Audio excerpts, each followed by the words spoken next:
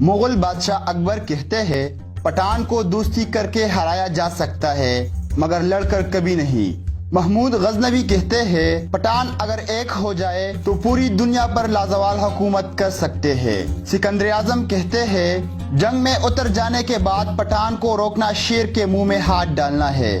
افغان، پٹھان، پختون ایک نسلی گروہ ہے جو زیادہ تر پاکستان اور افغانستان میں آباد ہے۔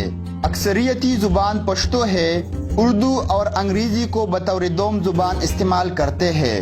پٹھان دنیا کے ہر خطے میں آباد ہے۔ آبادی کے لحاظ سے یہ سب سے زیادہ پاکستان، افغانستان اور انڈیا میں پائے جاتے ہیں۔ پاکستان میں یہ خیبر پختونخوا، بلوچستان اور کراچی میں زیادہ تعداد میں موجود ہے اور پاکستان کی آبادی کا تقریباً 15% حصہ پختونوں پر مشتمل ہے۔ پٹھانوں کی قومیت اور اصلیت کے بارے میں جو دلائل تاریخ نے بیان کی ہے وہ یہ ہے کہ پٹھان حضرت ابراہیم علیہ السلام کی اولاد میں سے ہے اور حضرت اسحاق علیہ السلام کے اولاد ہے اور قومیت کے لحاظ سے بنی اسرائیل ہے۔ انگریز مورخین کے مطابق پٹھان قوم ارجینیا کے ایک حصے میں رہتے تھے۔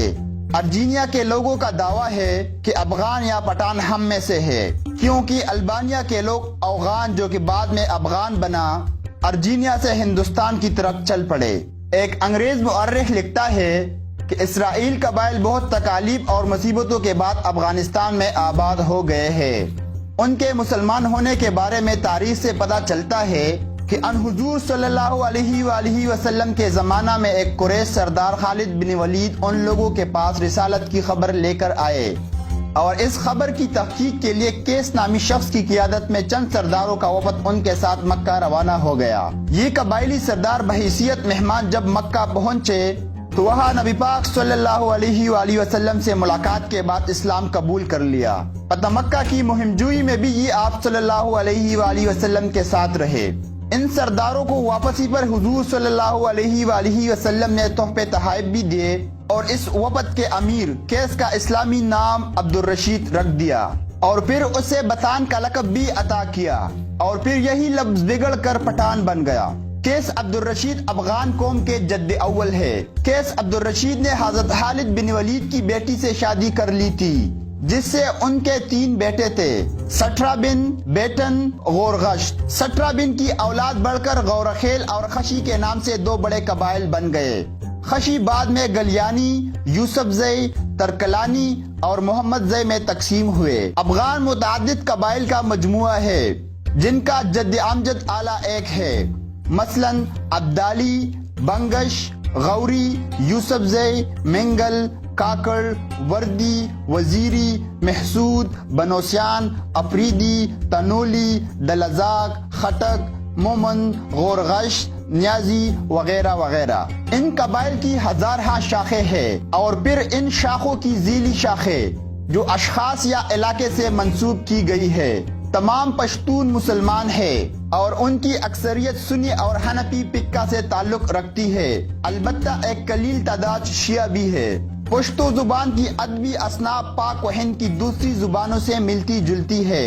ان میں مردانگی کی روایات، رومان کی جھلکیاں، رنگینیاں اور رونائیاں بھی ہے جو شادی بیاہ، رسموں اور تہواروں میں جلوگر ہوتی ہے۔ پٹھانوں میں حجرہ کو خاص دخل ہے جہاں گاؤں کے لوگ جمع ہو کر مختلف معاملات پر گفت و شنید کرتے ہیں۔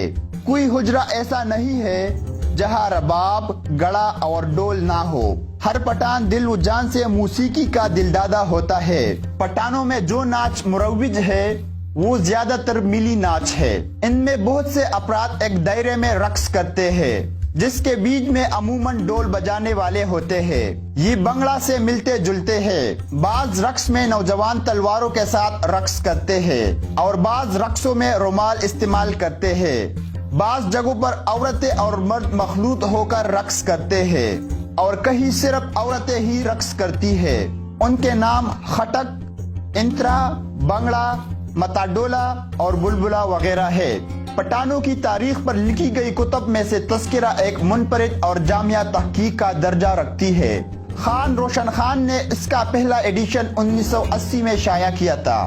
یہ کتاب بعد ازاں پٹھانوں میں بے حد مقبول ہوئی جس سے معلوم ہوا کہ پٹھان بنی اسرائیل سے تعلق رکھتے ہیں اور ان کے آباء و اجداد اسلام پسند تھے۔ ان تحقیق کے مطابق امہات المومنین میں حضرت صفیہ رضی اللہ عنہا بھی پٹھان قوم سے تعلق رکھتی تھی۔